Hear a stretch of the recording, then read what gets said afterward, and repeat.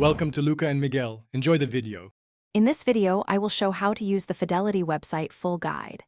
Begin by signing in and setting up two-factor authentication, then confirm your identity to enable transfers and tax forms like Form 1099. Next, customize your dashboard by pinning accounts and widgets you use most. Learn where to find balances, positions, and recent activity, and how to access help when a transaction needs review or a document needs upload. Sign into Fidelity and go to Profile and Settings to update personal information, beneficiaries, and communication preferences.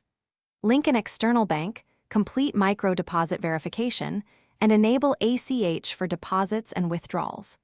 Review security options like two-factor authentication, device management, and alert settings to protect your account.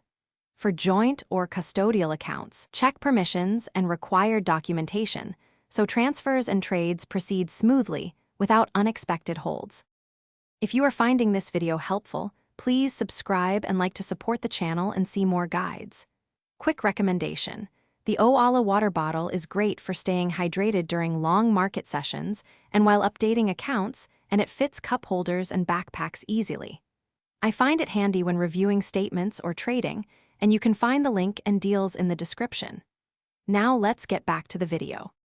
Use the Trade tab to buy or sell stocks, ETF, and mutual funds with market or limit orders, and add conditional instructions when needed. Schedule recurring investments to dollar cost average, and set automatic transfers from linked banks for retirement or brokerage contributions.